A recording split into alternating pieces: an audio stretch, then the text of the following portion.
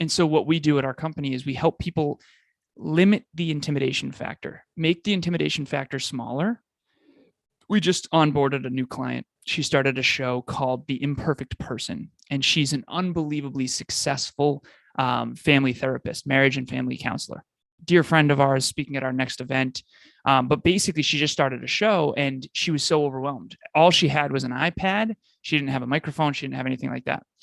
So for anyone out there listening, basically what you try to do is limit the intimidation factor so that you can get started.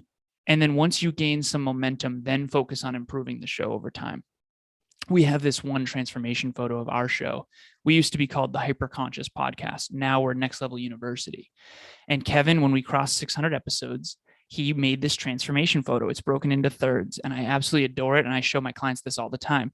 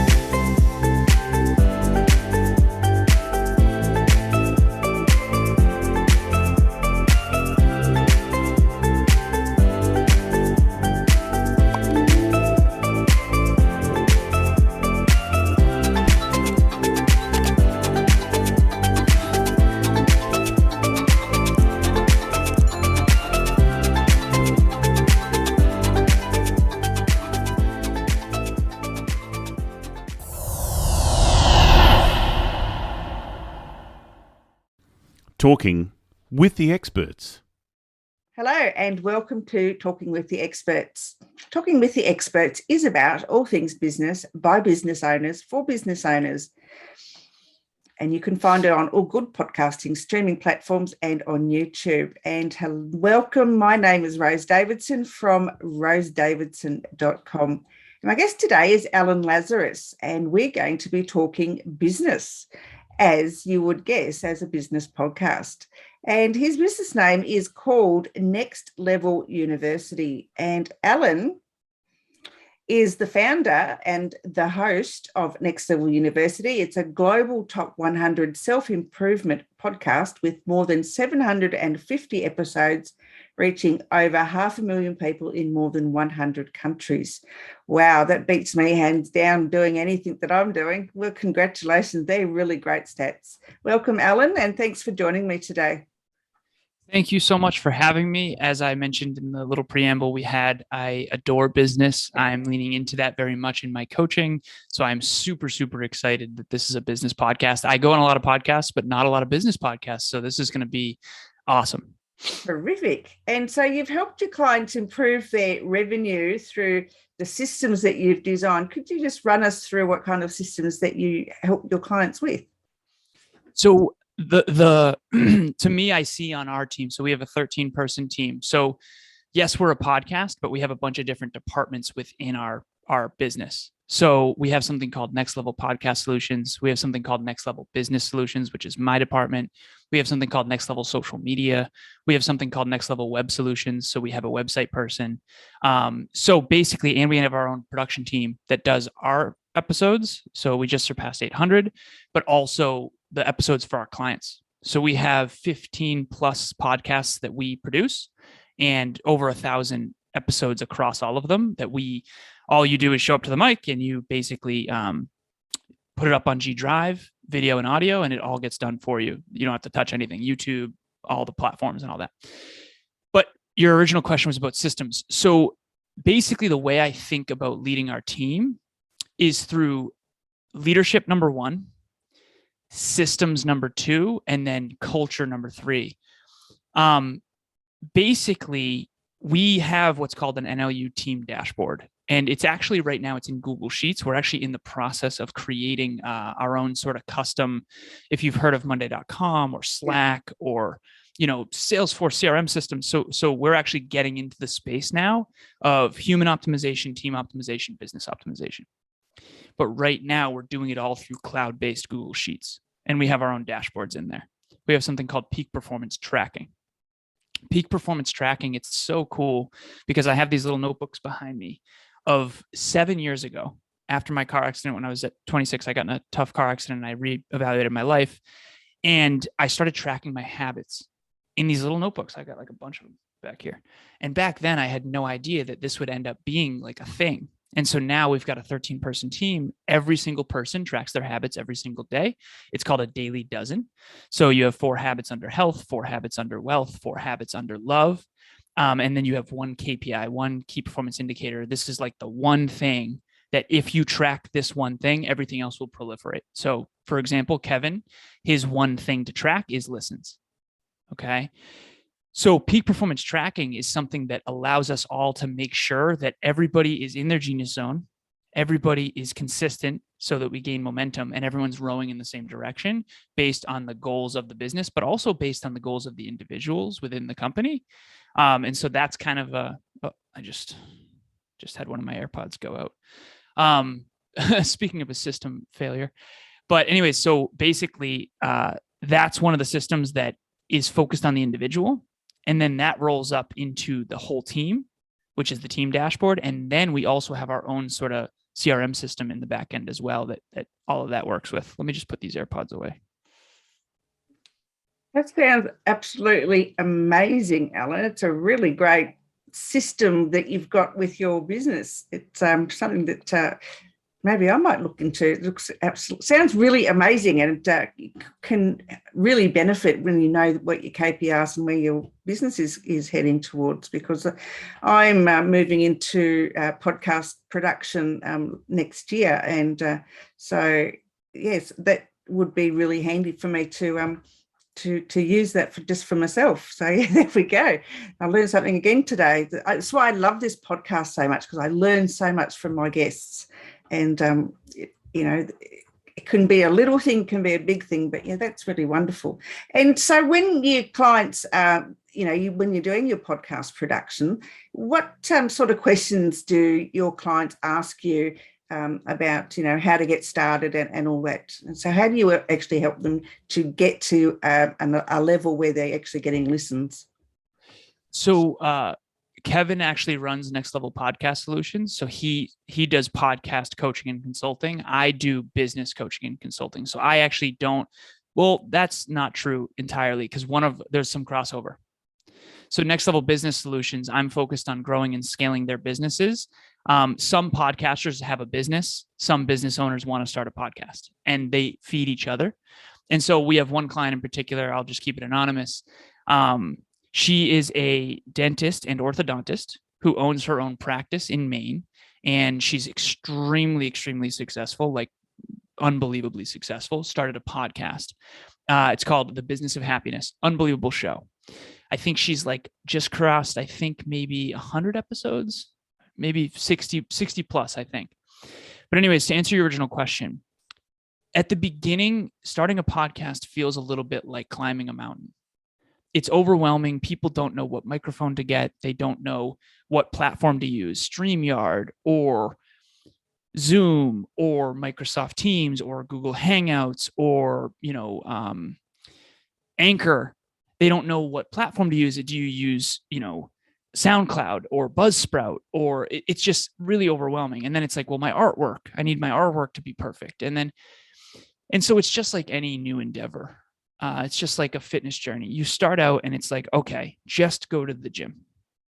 And so what we do at our company is we help people limit the intimidation factor, make the intimidation factor smaller.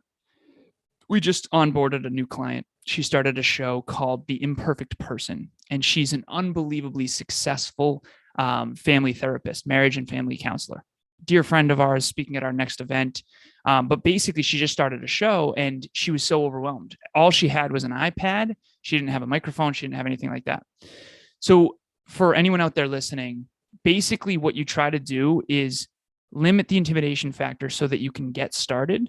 And then once you gain some momentum, then focus on improving the show over time. We have this one transformation photo of our show. We used to be called the Hyperconscious Podcast. Now we're Next Level University. And Kevin, when we crossed 600 episodes, he made this transformation photo. It's broken into thirds, and I absolutely adore it. And I show my clients this all the time. 100 episodes in, we're literally in my sister's old bedroom with a black backdrop, terrible backdrop.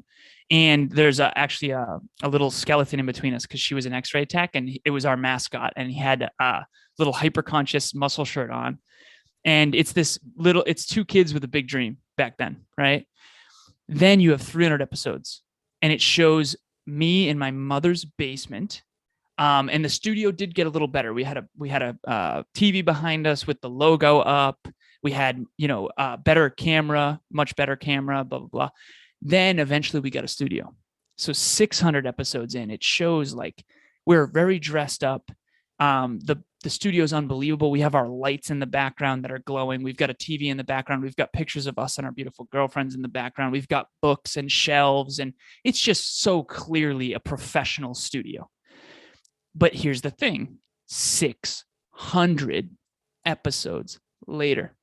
So here's what I did. I took $100 and I put it in a financial calculator because I wanted to calculate if we improved by 1% per episode for 1,000 episodes, how much money would we have? If you put $100 into a financial calculator and you grow it by 1% per day for 1,000 days, which is 2.6 years, you end up with over $2 million, which means that you're 20,000 times better. If you can improve by 1% per episode for 1,000 episodes, you're 20,000 times better. Something as simple as saying a little bit less. I remember we used to have an jar where I used to have to put $1 in the jar every time I said So if anyone out there right now is listening, here's what I would say. Start small, make incremental improvements over time. Just like me alone with those little tiny notebooks tracking my habits, I had no idea that I'd have 20 clients and 40 group coaching clients and 13 team members all tracking their habits and their finances, just like I once did. I didn't know back then. I just let it evolve and I stayed consistent. And I think that I focused on improving by 0.1% or 1% every single day, whichever one is less daunting to you. And the compound effect, my favorite book of all time is right behind me, The Compound Effect. There's a reason Einstein called it the eighth wonder of the world. So it's not sexy. It's not a fun answer. One workout isn't really going to do anything. One workout every day for 6 years will transform your entire life. And so that's really what I'm about. Yeah, well, that I would love to be in the top 100 podcasts in Australia. So yeah, well done. So I guess if having a podcast, how can it improve your business? If you do the business side of it, you must obviously help people who've got podcasts improve their business. So how can they go about doing that? I think what we've found, and this is kind of fascinating, most podcasts don't make a lot of money. So there's 2.66 million podcasts. That's probably more like 3 million now, because the last time we looked at that stat was a while ago. Of those 3 million podcasts, very, very few of them are profitable. Like very, very few. As a matter of fact, something crazy like 60% of them don't even exist within 25 episodes. So they don't even make it past 25 episodes. So it's just like New Year's Eve. Everyone's like, tomorrow I'm going to go to the gym. And then within a month, most people aren't really working out still. Podcasting is kind of the same. So that's the first thing to understand, is that it seems like a saturated market. It's actually not if you can be consistent and do it for the long run. Okay. Which is why the most successful podcasters, like one of my mentors, David Meltzer or Tom Bilyeu or Joe Rogan, they do so well because the listeners can count on it. The listeners know that Joe Rogan's going to post an episode every single day. He's been doing it for 14 years, right? So the momentum is there. But to answer your original question, I think that a lot of podcasters think they're going to make money through advertising, which I personally think is a mistake. I think what's more important is to use it as a way to connect with your community. So for us, Next Level University, we want to put self-improvement in your pocket every single day, 365 days a year. So we do an episode a day. You brush your teeth every day. There's no reason why you can't improve by 1% every day. Okay. So NLU will be in your pocket every day. Now, anyone who's into self-improvement and also wants to start a business, I have business consulting. Anyone who is into self-improvement and wants to start their own podcast, we have a podcast agency. Anyone who wants to start a business or a podcast and also needs a website, aka everyone, we have that too. Anyone who needs to be on social media consistently but can't stand falling down the rabbit hole every single day because it's obnoxious, but they still want to produce content and connect with their audience, they can come to us, Next Level Social Media. And then we have Next Level VAs as well, which is a way to basically, my assistant, Amy, she coaches other VAs on some of the systems and dynamics that we work together with. So to answer your original question, if you're starting a podcast, you have to think a little bit deeper than just advertising. You have to play the long game because most people don't. You have to be as consistent as possible. You have to have quality, valuable content, and you have to connect consistently with your community and find a way to meet their needs. So for example, our listeners are a little different than yours. So our listeners are primarily women in their 20s, 30s, and 40s who struggle with courage, clarity, and confidence, who want more fulfillment out of their intimate relationships and especially out of their careers. They're typically entrepreneurial minded and they're unhappy in their current work. That's very specific. So I have a bunch of clients that I didn't always, at the beginning I didn't, right? As a matter of fact, I started as a fitness coach, then I was a mindset coach, then I was a peak performance coach, and now I'm a business coach. And now I have clients all over the world with their own businesses, but that's been an evolution over time. At the very beginning, Kevin and I were like, hey, how do we coach people on mindset for $50 a week? Which sounds really, really low, but that's where we started. And now here we are coaching multimillionaires all over the world. It's unbelievable. You got to start small, stay consistent, and improve over time. And so now I have 20 plus clients that I get to coach from all different industries, all different walks of life. And now 5 years in, I'm getting referrals regularly when it used to be like pulling teeth to try to get one client because no one knows me. I'm brand new. Right? So remember, everyone out there, if you want to start a podcast and you want to be successful, you've got to be consistent. Your content has to be high quality. You have to improve by 1% every single episode and allow the long game to build momentum and then build a business underneath that community. If you already have a business, use your podcast to add value to your existing customer base. Yeah, I guess that's really great advice, actually. And it was like really simple to understand for a lot of us. When we get talking to business coaches, they make it all sound really confusing and quite hard. So that was a really great explanation. Thank you for doing that. I guess what is the ways that you can help a business to improve if they come to you with an issue, say maybe staff retention or like they're not making enough money, but they know that they could do better. So what areas can you help a client with in that area? Yeah, so we have something called the 10 next level marketing Ps. And basically it's, you have to find the right person with the right pain point, which is the right problem. You have to have the right price, the right position. You have to have the right promotion. You have to have the right promise, like we guarantee XYZ.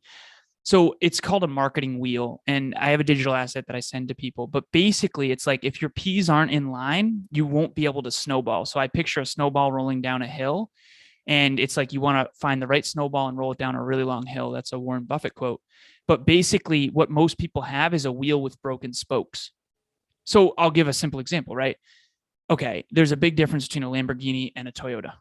Okay, there's a reason Lamborghinis don't market on television because people watching television typically cannot afford a Lamborghini. Okay, because anyone who can afford a Lamborghini probably isn't watching a whole lot of TV. Okay, it is what it is. So that is a good example of positioning. Elon Musk, for example, he doesn't even market because that's his marketing. He's the only business in the world. It's like, we're not going to spend any money on marketing. We're just going to innovate our product, which, by the way, everyone talks about, which is his marketing. And so it's very important to understand that if you're not succeeding, you probably have broken spokes in your wheel, and you probably don't understand who is the exact person that I need to be serving. What's the exact way I need to be serving them? Do they have the money? That's why we charged so little early on, not because we weren't valuable, but because we knew that our clients struggled with money. Our listeners very much struggle with money. As we've grown, we've attracted more affluent people. Now we can charge more. And we've also proven ourselves and we've developed our skills and all of that too. So a simple example, I remember I heard this story. There was a Girl Scout who broke the record for selling the most Girl Scout cookies in California. Have you heard this story? Yeah. And all she did differently was she went outside of the weed dispensaries to sell her cookies. So I think that that's a tangible example that people can hold on to of like, do I have the right problem that I'm solving? Do I have the right product that actually solves that problem? Is it at the right price point? Am I promoting it in the right way? What is the real promise? And as long as your P's are in line, and it's hard to memorize all 10 of them, but basically it's a wheel with all 10 of them. And once you get those things dialed in, I'm telling you, you'll see the momentum start to happen. For my coaching, like I said, now I have people reaching out to me all the time. It's because I finally got the right price point. For the longest time, I had the wrong price point. And now my coaching is really starting to roll. And again, we're promoting it on our podcast too. So the promotion's right as well for the right person, solving the right problem in the right way. The main problem that I solve in my coaching is people are so inconsistent. That's the real, I have accountability and consistency, and I have a specific system that all my clients are on. They finally start to be holistically consistent. I want to have more people being consistent than anyone in history. And I'm going to do it through human optimization, team optimization, and business optimization. And it's going to be tools that are so simple, you can't miss them. They're designed for simplicity because all these project management tools, they're so complex.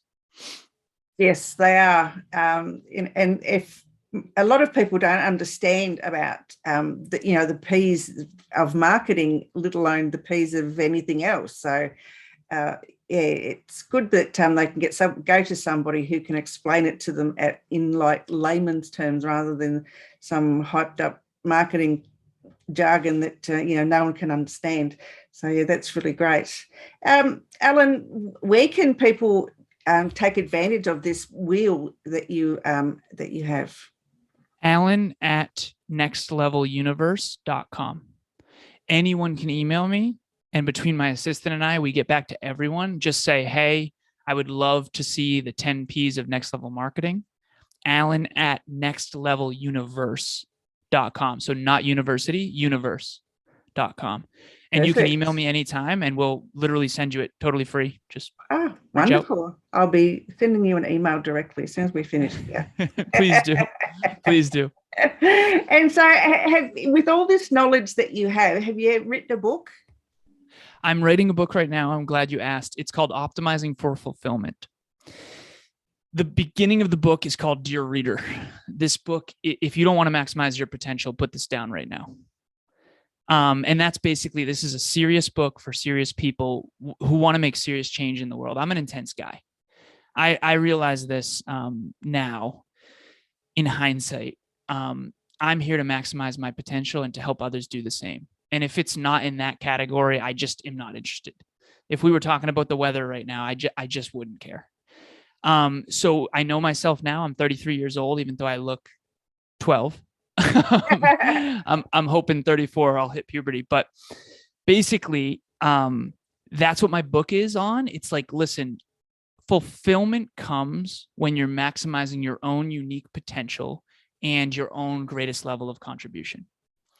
And for the first 26 years of my life, that is not what I was doing. I was chasing achievements and I was super successful and I was an engineer and I had my MBA and I made hundreds of thousands of dollars a year and I had a beautiful girlfriend and tons of corporate friends and college friends and high school friends. And I got in a car accident when I was 26 and my father passed away in a car accident when he was 28. And so for me, that absolutely rattled me. I've seen the pictures of his car and I saw the pictures of mine and they didn't look very different. And so for a lot of people, it was like, if you haven't had a death of a loved one, it's like, for me, that was my like, whoa. My little cousin was in the car and we were fortunately physically okay. But emotionally, mentally, and spiritually, I was so rattled because I heard stories about my dad my whole life. And like, he was tweeting about it. He was, 17 and he had that sort of young invincibility thing. But for me, I was like, that literally could have been it.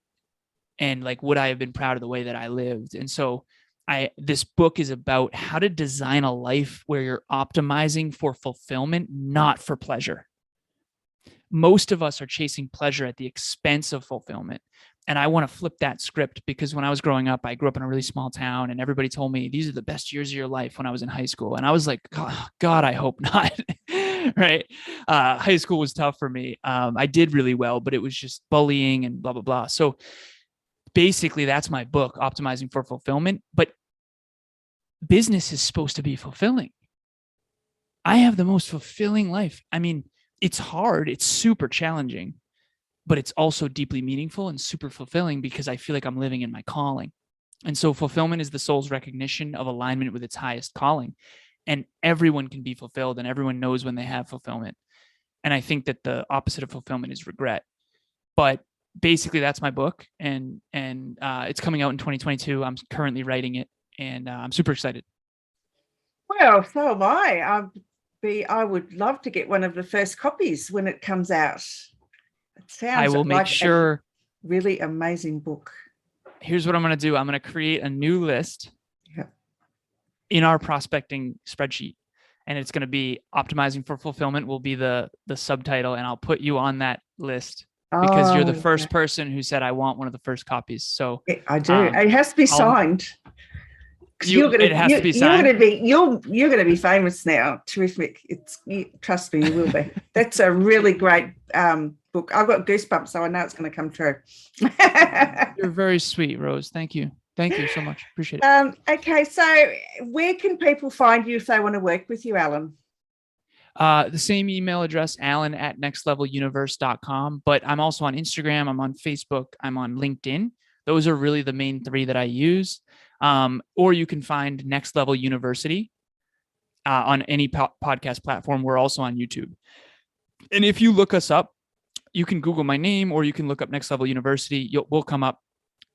In the show notes of every single episode is my contact information. So check us out.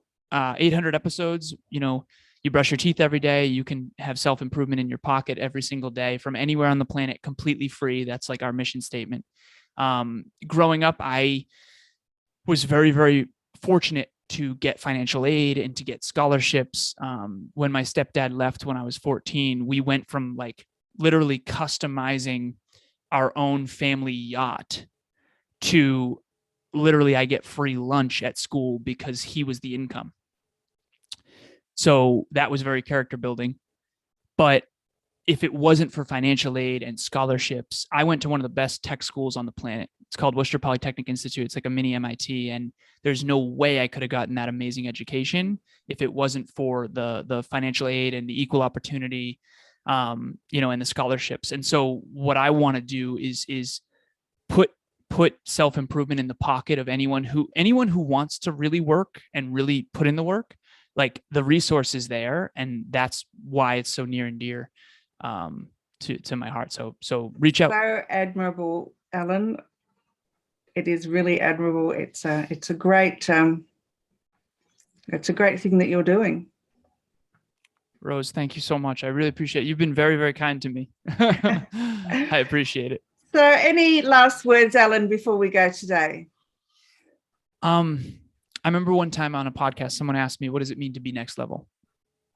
And the only answer I could give, and anyone who studies anything that I do, you'll know that, put it this way, the people closest to you are the ones who can attest to this. What it means to be next level is, who are you and what are you doing when no one is watching? And to me, I just got off of a workout. As a matter of fact, I was in workout clothes and I'm still sweaty. I like changed real quick and I came up here. But like, I genuinely care more about my effort alone in the gym than I do even on this show. And that's nothing against you. I care more about whether or not my girlfriend is fulfilled in our relationship than I do all the shiny stuff. At 26, I had all the shiny stuff. 6-figure salary, almost 200,000, tons of friends and parties. And I achieved so many of my dreams. I had my master's in business, and I had, a computer engineering degree from one of the best tech schools on the planet. And that was my dream. But all of it was empty when I had that near-death experience. And I realized that that was not the goal. The goal is to maximize your own unique potential and your own unique greatest level of contribution. And while my life now is far more challenging and quite frankly has a lot less pleasure than it used to, it's way more deeply meaningful and it's way more fulfilling. And I'm grateful that I had my midlife crisis at 26. And so that's what I would say to everyone out there listening is, if you're not fulfilled, the only wrong answer is to sit back and stay the same. You can make new choices starting right now. And why else would you be listening to a podcast like this? So that's the message I would leave everyone with. What you say, think, do, feel, and believe is a choice. And you can make new choices. And by the way, what you don't say, don't do, don't think, and don't feel is also a choice. And so sometimes what you don't do is more important than what you do. So just make new positive choices. Your life will only improve when you do. You're a man after my own heart. I appreciate you, Rose. You're very, very sweet to me. Oh, Alan, thank you. It's been an absolute pleasure speaking with you and learning about systems. I was quite surprised, about how you do your systems and the P wheel. I'm going to go and get one. I am. Rose, if you ever need anything, please reach out. Seriously. I appreciate you having me. Thank you so much. Thanks, Alan. Have a great day. You as well.